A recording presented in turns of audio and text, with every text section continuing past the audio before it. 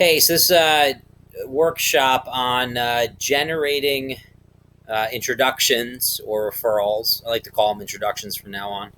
But generating referrals from either non-customers or PTO'd customers. And so you can call up pretty much anybody and get them to introduce you to other people.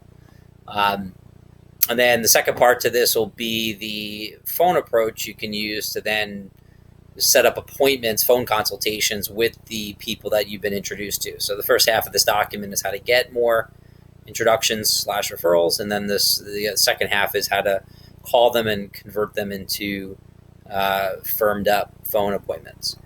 Even after everything settles down, you can use a lot of these techniques to do phone or in-home presentations. Like once we do get back in the house again, but I edited the language to be appropriate for everything that we're dealing with right now. So let's dive in. A couple of attitude things. The biggest thing to me is having the right expectations. When you call somebody up, it's not like this fingers crossed. I hope they can introduce me to people. It's I expect them to introduce me to people. It makes sense for them to introduce me to people. They know a lot of people. At the very least, our information, like the actual phone consultation, is valuable. So you're not going to waste anybody's time. So you can feel powerful about it ultimately. The people that that are doing the introducing, they're going to feel good because their friends are going to appreciate the information. So like you just think about like what's in it for all parties involved. So that way you're really powerful when you call these people. And again, you have the right expectation. Again, it can't be like fingers crossed. I hope I get lucky.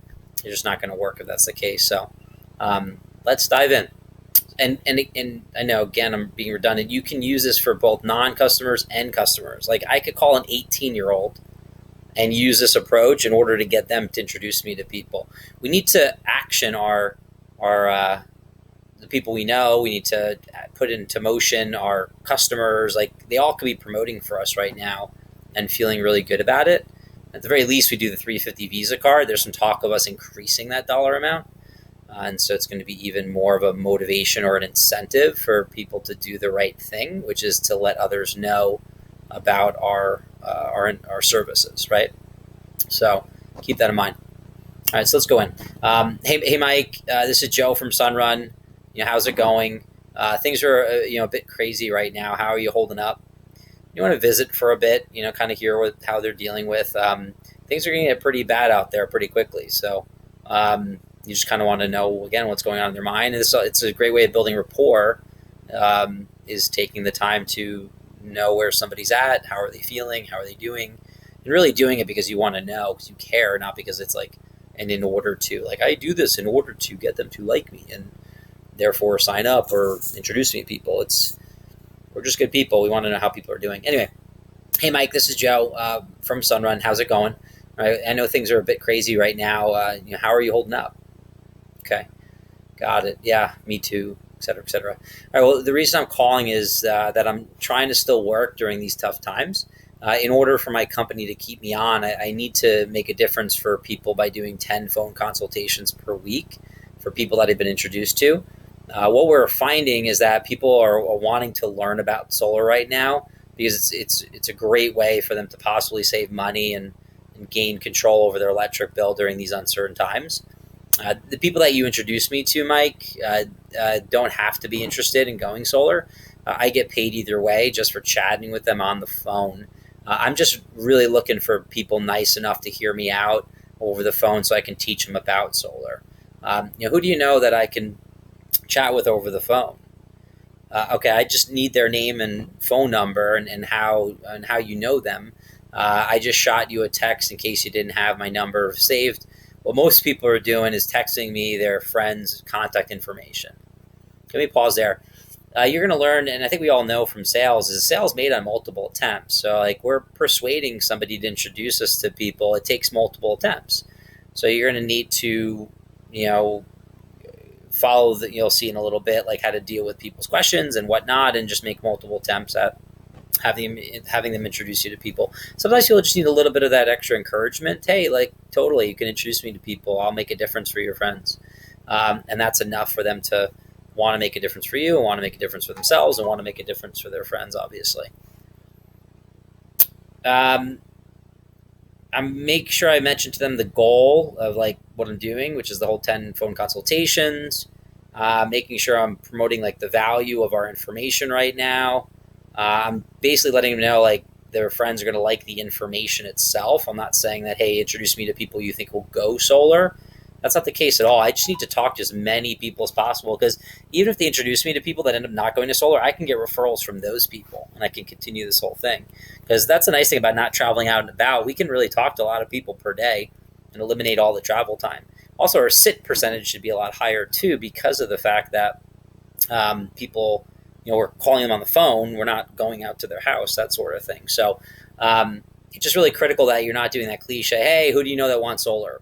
Who do you know that'd be interested in solar? Because then they're going to limit who they introduce you to. I just really want people literally with a pulse who use electricity.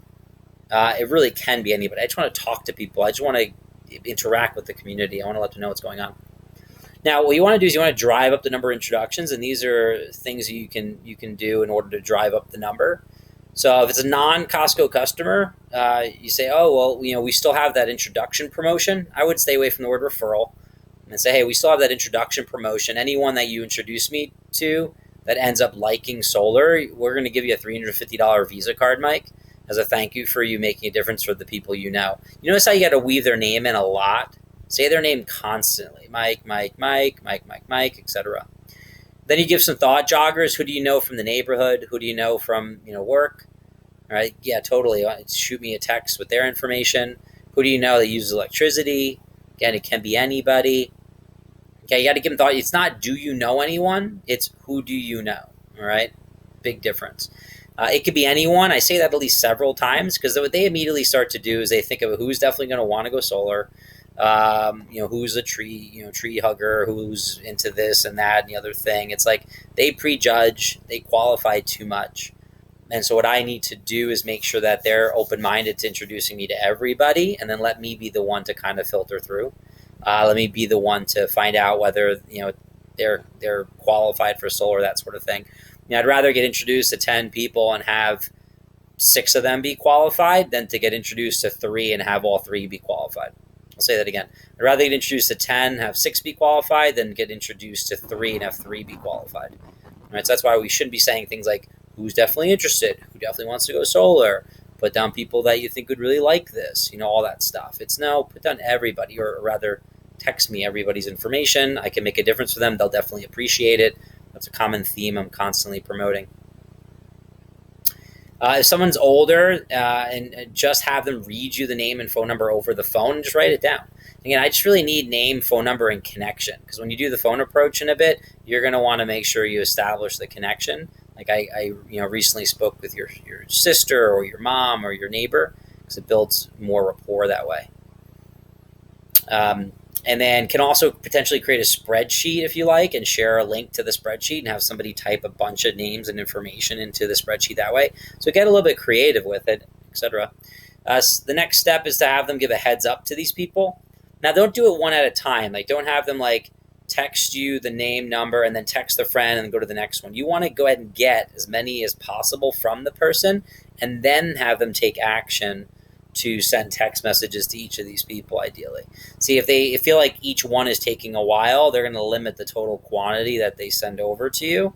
And so you're going to want to get, again, the full list first, and then put them in motion to do the heads up program. Now, with the heads up program, they can either send an individual text to their friend, or they can send a 3-way text to both you and the friend. Okay, either way, you might want to experiment with it a little bit. So as people like to give a heads up to their friends, just shoot them a quick text that I'll be calling. It's easier for me, and I'm sure they're going to want a quick heads up. So that's something you would tell the customer. Here's what most people text: hey, I just introduced you to this nice guy that can possibly save you some money on your utility bill. Hear him out. It's a really great company. Thanks. If they ask for what it's for, you can let them know it's about using a different utility company, but just leave the rest to me. That's my job. Thank you. Again, in parentheses, it says, can also do this using 3-way text. Have person send text to both you and the person they are introducing you to. It's critical, though, that you get them to text the right language and the right word choice. You don't want them to try to do a mini pitch for you or try to sell the friend on solar for you. If you do that, you're not going to be able to even have a chance to speak to these people you've been introduced to. Okay, so just be assertive with it, not aggressive, but assertive. That's totally okay. People don't mind. Our whole lives we're given direction by people, and we're okay with that. Right? So, you go to school. Hey, tomorrow there's a test. Go home and read 2 chapters and come back for the test. There's no question marks in that statement. That's considered a directive, right? Or assertive directive, and it doesn't bother us. So people don't mind if you just give them direction. So it's like, hey, Joanne, here's what I need you to do. Let's go ahead and give these people a text. I like to use like let's, or most people like to. I use language like that. So I gave you a bunch of concerns or possible questions here. So again, you're going to need to make multiple attempts in order to drive this up. You can't just be expecting to call 10 people, 10 people pick up, all 10 people introduce you to 10 people. No way. So you get a hold of somebody. They may be a little hesitant at first. So our job is to encourage them and nudge them along. That's what we're doing. We're inspiring people to introduce us to their friends. Don't forget that a concern, all it is an unanswered question. And once you answer the question, the concern dissolves away. And then they can get back to, being in partnership with you, making a difference for their friends. I'll say that again. A concern really needs to be transformed to a unanswered question. Get the question answered, and then the concern dissolves away, and then the person can again be back in partnership with you, introducing you to their friends. So they say, I'll do it later. That, in other words, the unanswered question is, why is it important to do it now? And if you answer that, then that dissolves away, and then you're good to go. So that's great. Mike, you can definitely introduce me to more people later. If you could at least introduce me to a few people now, though, it'll really help me out. It really help me keep working. Plus, I know the people you introduce me to, or they're going to appreciate at least learning about solar as soon as possible. Your friends will definitely appreciate it. It can be anybody. Who do you know from? And then I give another thought jogger. So who do you know from the neighborhood? Who do you know from work? What about your family? What about, these other people, etc.? Another one's, I don't know anyone. So the unanswered question is, why should I introduce you to everybody? Because essentially, I don't know anyone. It really means I don't know anybody who's definitely going to go solar. Like they're restricting, they're qualifying. There's too many conditions in their mind. And so I go, not a problem. You're probably thinking of who will definitely go solar. It really can be anyone, because even if they don't go solar, I still get paid for talking with them over the phone. At the very least, they will appreciate the information. It could be anybody. Who do you know from the neighborhood? Go ahead and send me their information. I don't like to give out names. The unanswered question is, why should I feel comfortable with this? Why will my friends definitely like this? Why is this something that people look forward to being introduced to? See, if you turn it into a positive, then the person's not worried about the negative scenario coming true. So I don't like to give out names. It just means that the person is concerned about a negative outcome. And so you have to go ahead and transform it, switch it, full 180, and say, here's why your friend's going to look forward to interacting with me. So here's what you say. Yeah, I don't blame you. It sounds like you may be worried that they will not want to be introduced. Let me explain why your friends will definitely appreciate being introduced to me. I'm the only one that speaks to them. I'm a super nice person, so I'll treat them like gold. I'll make it easy for them to say yes. I'll make it, excuse me, I'll make it easy for them to say yes or no. So no matter what, they will be okay with the phone call. Plus, it's the only way I can still work during times like this. So it would really mean the world to me if you could just take a few minutes to introduce me to a few people. Again, it can really be anybody. Who do you know from work? Please send over their information. Great. All right, so those are some common concerns. Those are the big 3, really. So deal with them powerfully, make multiple attempts, and then close again by saying, who do you know? All right. Okay, let's transition over to what to do once you have a bunch of people to call. All right. And the idea is you should have listened to the first video I made on how to call people you know well, and also acquaintances, because the objective of that is to not only have people sign up and be benefited by solar, but to get referrals or introductions from the people you know well.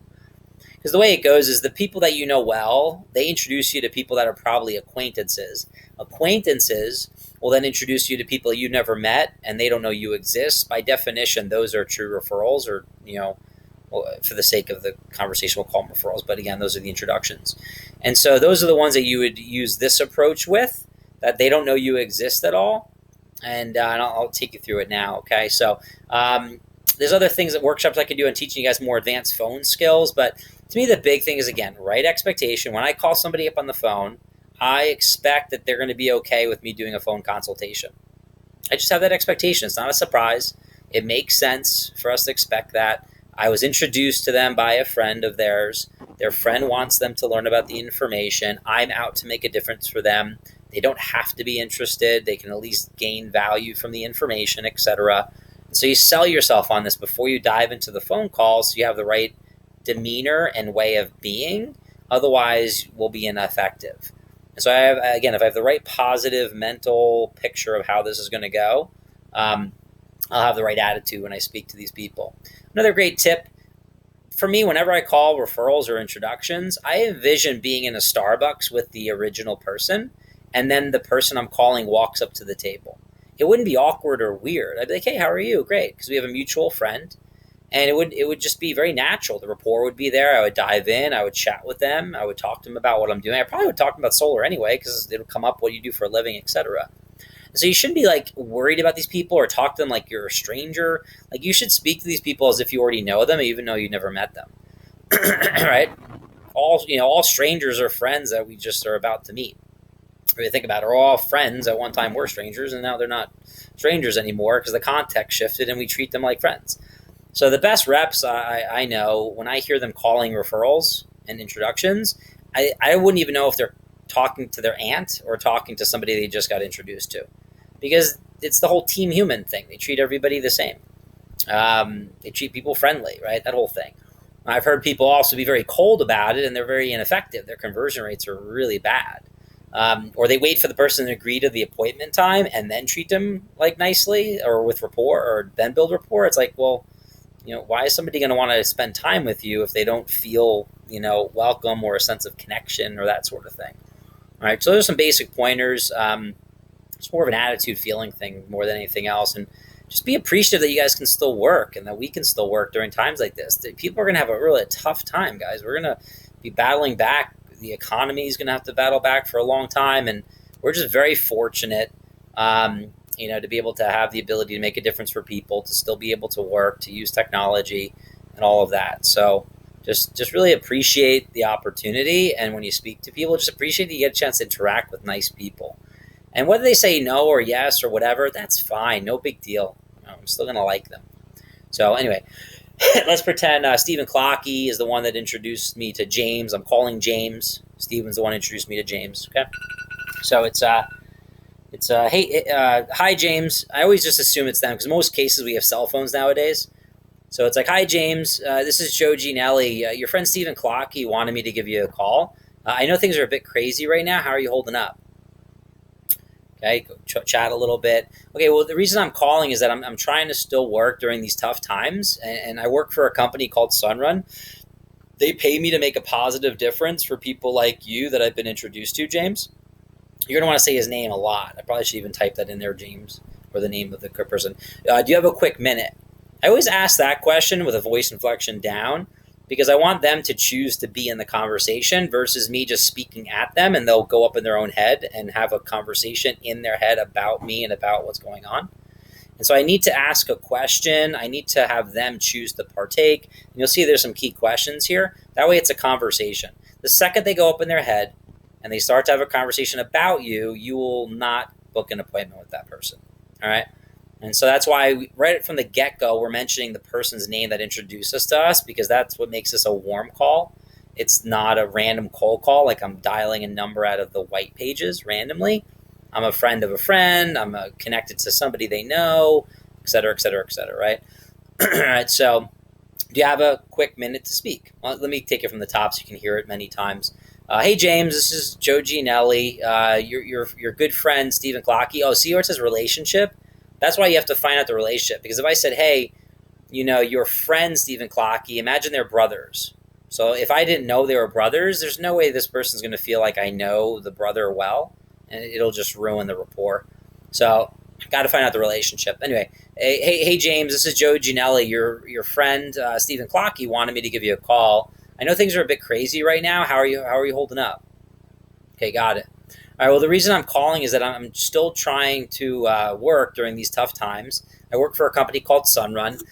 They pay me to make a positive difference for nice people like you that I've been introduced to. Do you have a quick minute? Okay. Well, in order for my company to keep me on, I need to complete at least 10 phone consultations per week for people I've been introduced to, like you. Uh, what we are finding right now, James, is that people right now are wanting to learn about the service we provide because it's a great way for you to possibly save money and gain control over your electric bill during these uncertain times. That's why Steve wanted me to give you a call. Now you notice how I switched it over to you. I said what we are finding is that people right now, but then I switched it over to assuming the sale, and I start to speak in terms of okay, way for you because I'm assuming that we're going to talk. I'm assuming that he's going to follow through, and we're going to have the appointment. And then you notice how I right away go back to mentioning Steve Clockey's name because again that's what we have in common. The second he perceives me as a random solicitor, I won't get the appointment any longer. So he needs to always perceive me as a friend of a friend, somebody connected to, again, somebody he knows. But then since I haven't asked a question in a while, I'm going to say, is NV Energy your current utility provider? If you're watching this in another part of the country, say is SDG&E or whatever the case may be. We know it is, but again, it brings them out of their mind, out of their head, out of their critical voice into the conversation. All right. So is NV Energy your current utility provider, James? Okay, well, you definitely don't have to be interested. This is where I take the pressure off the scenario. You definitely don't have to be interested in doing business with us, James. I get paid just for chatting with you on the phone. I'm just looking for people nice enough like you willing to hear me out. No matter what, the information we'll cover will be valuable, which again is why Steve wanted me to give you a call. The phone appointment is really quick and informative. I have some openings later today. Would 4 o'clock be good or would 6 o'clock be better for you? For us to chat on the phone. And if you had watched the other video, I gave tips on offering 2 times. You can never say, is this good for you? Or are you interested in doing this? That's so insecure. That doesn't work. Just offer the 2 times. It just works. Trust me, please follow this to the T. I've done this for many, many years. And then here's a drop down. So somebody's like, well, I'm not sure. Call me back. They're on the fence. Again, it takes multiple attempts to be able to persuade somebody. So here's one of the drop down techniques here. Well, I'll tell you what, James, I could call you back, but the company salaries me to complete 10 phone consultations once again a week. And I'm really working my tail off so that the company keeps me on. I still have 2 more openings I need to fill. I promise it's going to be fun and informative. So would it be okay if we speak on the phone tomorrow at 2 or later at 6 be better for you? I always say I have 2 more openings. Now you may have more than 2, but you say I at least have 2 openings to fill. That way they number one, if you said I have all 10 to fill, they think you're just almost like a lost cause. No, it's too nobody can really help you. And if you say I only have 1 more opening to fill, they'll think the next person will fill it for you. So there's even a lot of psychology behind like saying the number 2. That's why you just kind of have to follow the approach. Now, you must firm it up. What we don't want to do is go out of our way to set up a person for a phone consultation and then not firm it up and then have it get canceled because then we just wasted our time. So, okay, great. James, I just need your house number and street name in order to prepare a design that I have to present to you in order to get credit. At this point, I haven't told them too much about solar, and that's fine. A lot of people aren't going to even ask or they don't even care. Again, the purpose of this is just to book the appointment, not to do a phone consultation the first time you chat with them. You have to wear your appointment setting hat first. And then when you call them back for the actual consultation part, that's your salesperson hat.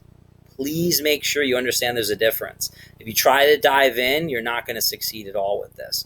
This approach is solely to book the appointment and sell them on the value of the phone appointment. Once you speak to them during the phone appointment itself, then you present the value in the actual solar product itself, okay?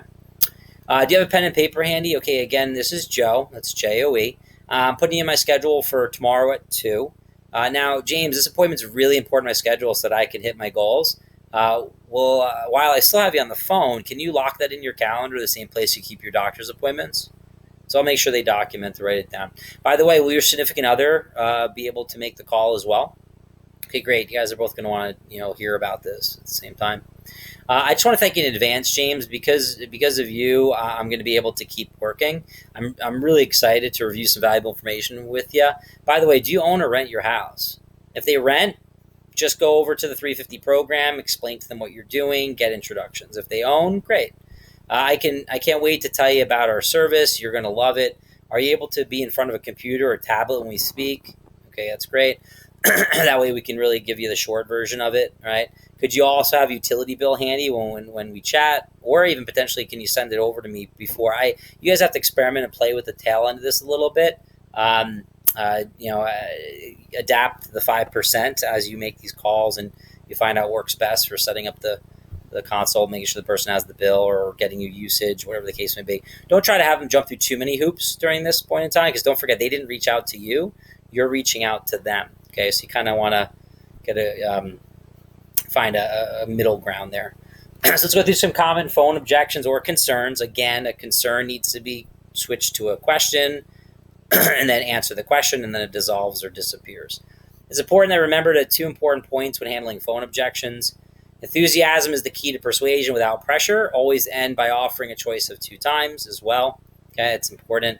Remember from the earlier video, you never end after a period. You have to only end after a question mark, okay? So never end after a period, only end after a question mark.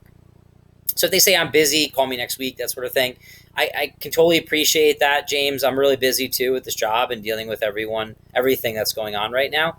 The last thing I want to do is come in between you and your schedule. But this is really important to me because I need to get in 10 conversations by Friday. Plus, the information alone will be valuable to you. That's why, again, Stephen Clockey wanted me to give you a call.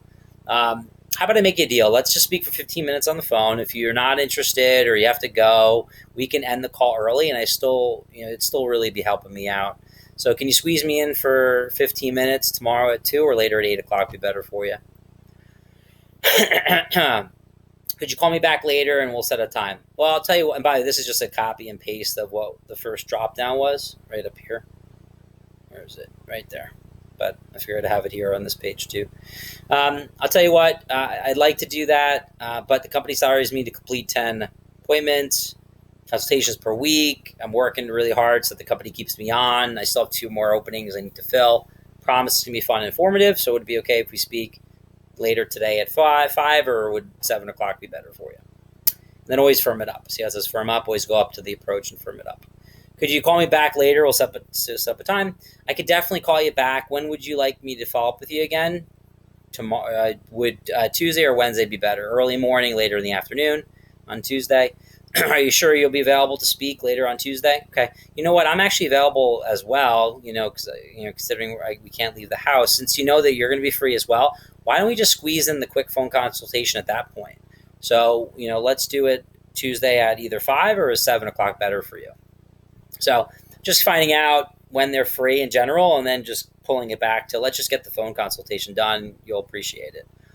I'm not interested. That's the best part, James. No obligation. And if you end up not being interested, phone call will really be short for you.